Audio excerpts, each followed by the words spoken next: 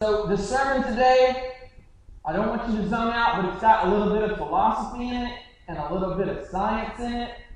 Oh my gosh, yeah, right? We're talking about science in church, right? But there's a little bit of science. So just stay with me, and it'll all make sense, hopefully, if I've done my job correctly. So the question is, and we always talk about it, and I feel like I'm pretty honest about this, that the world is a pretty cruel place to live sometimes. The world is hard, right? And that's just the way it is. And why that is the way it is I think because have you ever heard of, there's a branch, a burgeoning branch of science that is called big history. Have you ever heard of big history? It's not, normally when we talk about history, we talk about human history. From the time that humans came about and then they were able to write stuff down. But big history is interested in the whole history of the entire universe. Okay? Now, and what big historians say is that the whole universe started, if you can imagine, there was nothing, right? And then somehow, for whatever reason, nothing got condensed and kept being gradually condensed until nothingness exploded. Like the whole universe was packed down into the size of an atom somehow by over time, nothingness got smashed into an atom and then exploded. And that one atom contained all the matter in the known universe. Now, that's what they say. That's fine if you think that. But, I mean, come on, is that any less ridiculous than saying like an invisible guy made it? You know, like, I mean, it's just, or you can say, like, the invisible guy hit the little atom with the giant hammer and it exploded. You know, it's no less plausible. But this is what they say, and that it all came, and then over millions or billions and billions of years, that certain thresholds were reached, where they call them Goldilocks conditions. You know, Goldilocks, is the porridge when Goldilocks went into the three bears. It was not too hot. She's looking where it's not too hot. It's not too cold. This porridge is just right.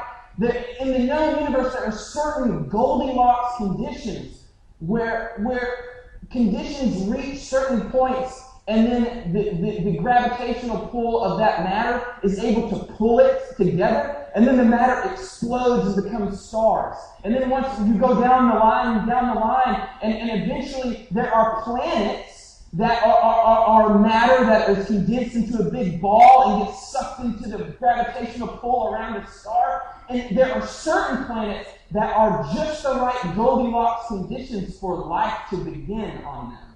Like our planet, which is the only planet, mind you, in the bazillions and bazillions of planets that we know about, that is just the right distance away from a star to create life. Goldilocks conditions, right? It's not too close, it's not too far away, and so the Goldilocks conditions were just right for life to begin on Earth, so scientists say. Okay? But what this means, though, if this is true, and that life begins in these Goldilocks conditions, is that life is incredibly fragile. That life, all life, I don't just mean human life, I mean all of the existence that we know is incredibly fragile. We live on a razor's edge because the conditions that are necessary to create life only arise in these Goldilocks conditions. So if something goes too far one way or the other, life is over. Life is over. And we live in a world where we see that every day. Because what happens? People get sick, right? The Goldilocks conditions are just not right sometimes. There are things that we come into contact with. It's very fragile. We're seeing all these natural disasters right now because, for whatever reason, the Goldilocks conditions have been upset. And we're seeing all this crazy weather, right? And it affects people in weird ways. And so we know that life is incredibly fragile. And that fragility, and you see, we humans, we have this special thing called consciousness. You ever heard of that? Consciousness. And we are the only creatures that we know of, okay? We are the only creatures that we know of that can keep track of the fragility. And we experience that fragility as over time as suffering. Okay, so you still with me? So life is necessarily super fragile anyway, because the conditions have to be just right, perfectly balanced. And when they become unbalanced, people die and things happen. And we see that and we're like, my gosh, the world is a terrible place to live sometimes. Because everybody's just walking on this tightrope and you fall off one way or the other and it all goes to pot. And we experience that fragility as suffering. And we say, man, the world is harsh. Man, the world is harsh. And it is. And we do experience that because it causes us suffering when we lose ones we love. It causes us suffering when we get hurt or the ones we love get sick. And it's because we live life on the razor's edge. And we say, man, that's harsh. Somebody fell off the balance beam. And that's the way life is. And observing this, some philosophers back in the day, that we called them rationalists. Have you ever heard of a guy named Leibniz? It's really hard to spell. He's a German guy. Wilhelm Gottfried Leibniz was his name. He was like the smartest man in Germany for a long time. And he started this kind of philosophical theorizing about possible worlds.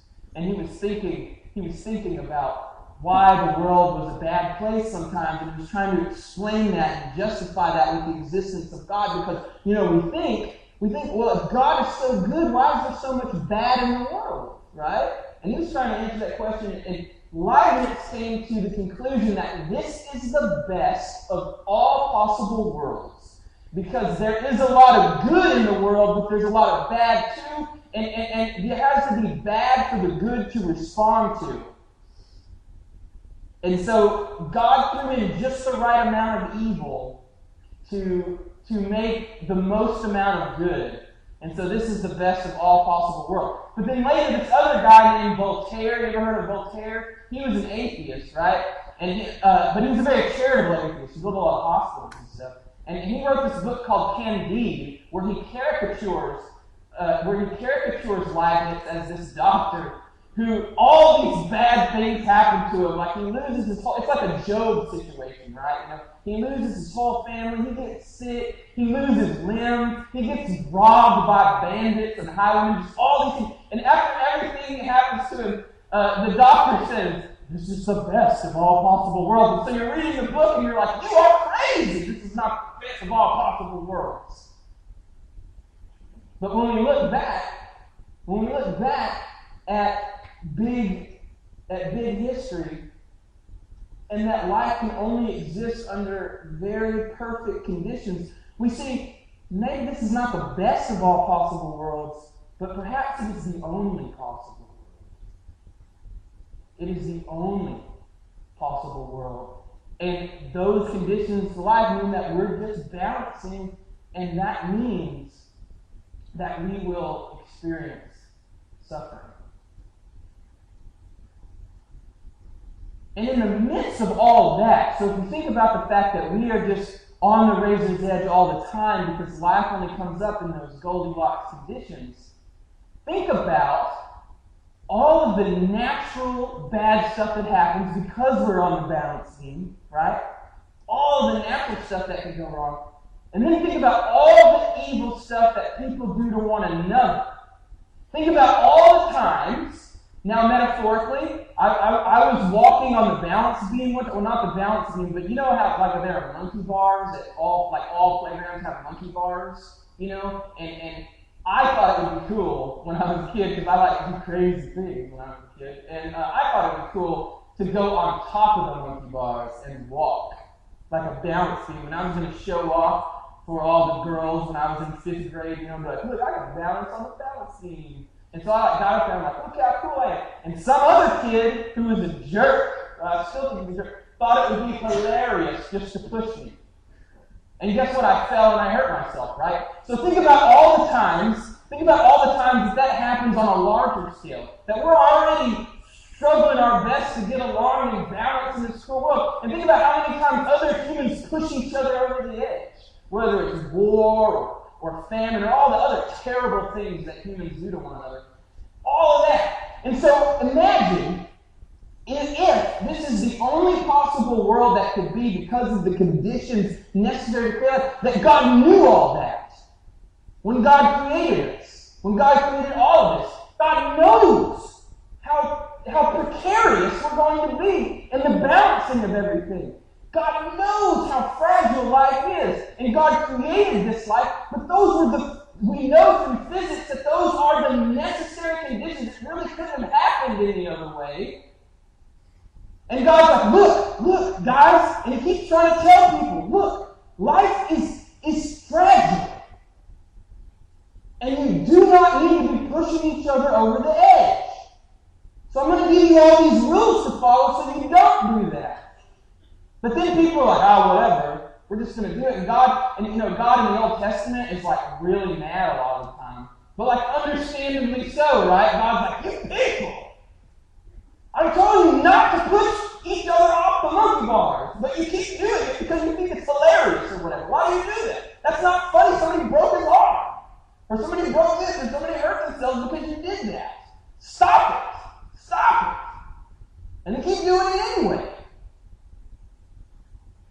And God keeps trying, getting more frustrated and more frustrated and more frustrated.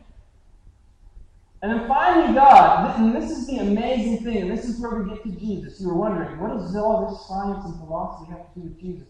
This is where we get to Jesus.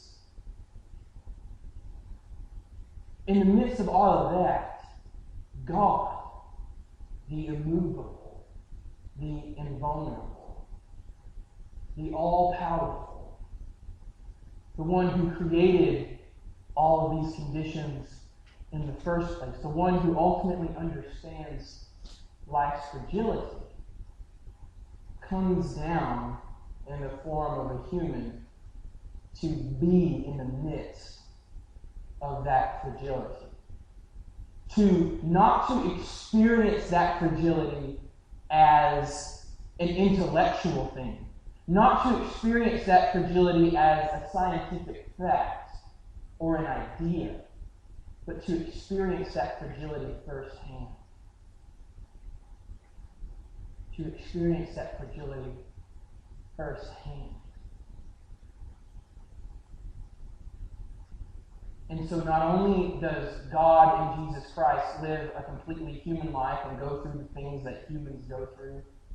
He might have got sick one time, we don't know.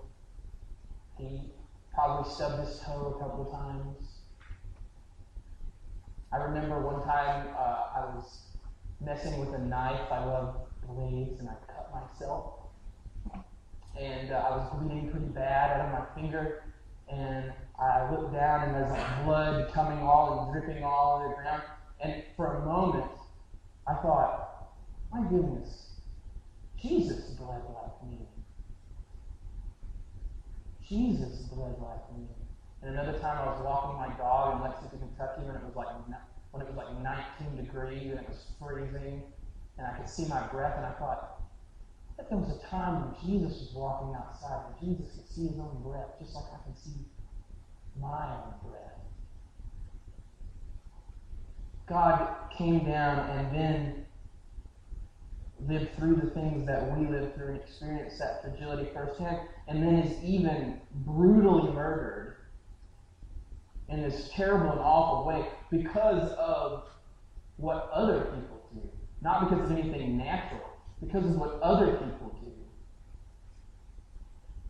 Even so much that Jesus would say, my God, why have you forsaken me? You know, when kids fall and they scrape their knees and they cry out for their parents and they cry out for the Lord, that's exactly what Jesus did. And there was no answer. Just like a lot of times when we cry out and don't feel like we get an answer. Jesus went through the exact same thing. Doubt, uncertainty about your future. When he prayed, he nailed it down in the garden, and said, I don't really want to do this, God. Jesus experienced all of those things that we experience firsthand and lived a human life from birth to death. And that's what the cross of Jesus Christ is about, and that's where we experience redemption.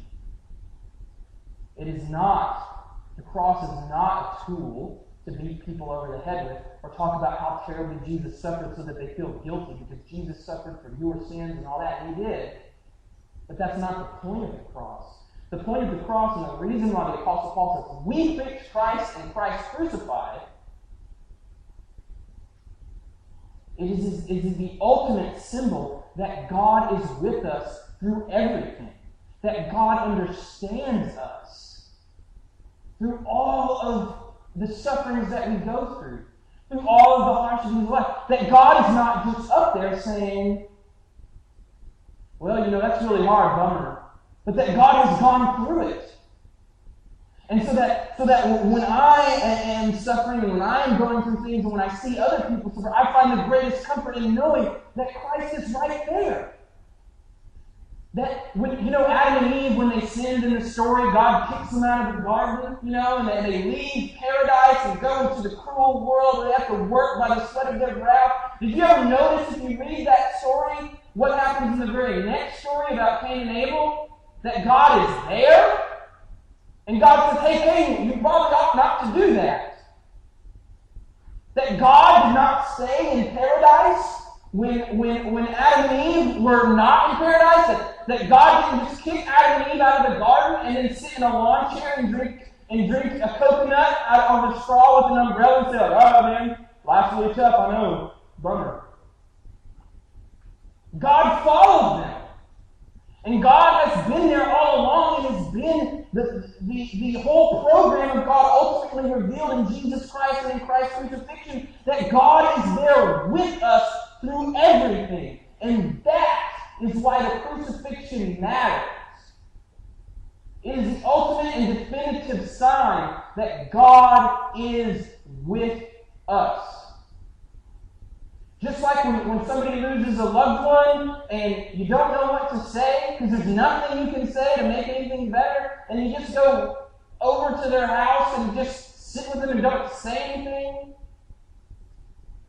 because just being there is better than not being there.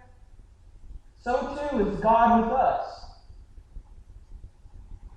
So too is God with us. You know that song we sang earlier, In the Garden? I come to the garden alone, and God walks with me and talks with me and tells me I'm his own.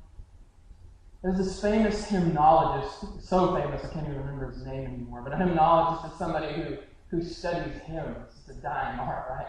And he was talking about certain hymns, and he said, the worst hymn ever, and I don't know why I do a British accent, but I just think like the most stuck-up accent is like that British noble accent. But he was like, the worst hymn ever written is I come to the garden, in the garden. It's so nasally and terrible. And he did this mockery of it where he goes, I come to the garden alone, like that, and it's just a terrible example of modern hymnody, like that. That's how it is. And after he said that, he had given the lecture, students come up and talk to you afterward. This one woman came up to him and she shook his hand.